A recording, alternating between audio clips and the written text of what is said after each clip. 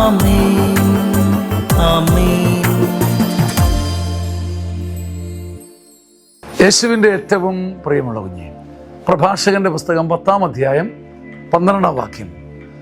അഹങ്കാരം തുടങ്ങുമ്പോൾ കർത്താവിൽ നിന്നും അകലുന്നു അകലുന്നു.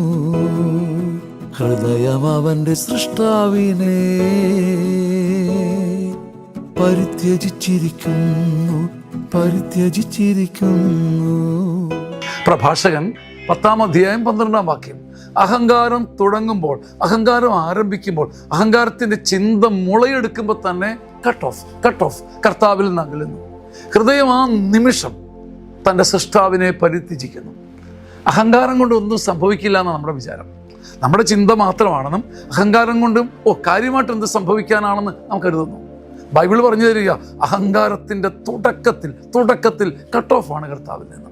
അഹങ്കാരം തുടങ്ങുമ്പോൾ കർത്താവിൽ നകലുന്നു. പിന്നെ കൈയും കാലും ഇട്ട് അടിച്ചിട്ട് എന്ത് കാര്യം? പ്രാർത്ഥന കേൾക്കാത്തതിൻ്റെ പിന്നിൽ, ദൈവസന്നിധിയിൽ ഒരു മാന്യം അനുഭവിക്കുന്നതിൻ്റെ പിന്നിൽ ഈ അഹങ്കാരം കിടപ്പുണ്ട്.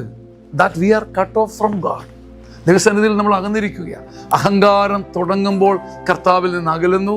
ഹൃദയം അതിൻ്റെ സൃഷ്ടാവിനെ പരിത്യജിച്ചിരിക്കുന്നു. അഹങ്കാരം തുടങ്ങുമ്പോൾ കർത്താവിൽ നിന്നും അകലുന്നു അകലുന്നു. ഹൃദയം അവന്റെ സൃഷ്ടാവിനെ പരിത്യജിച്ചിരിക്കുന്നു പരിത്യജിച്ചിരിക്കുന്നു.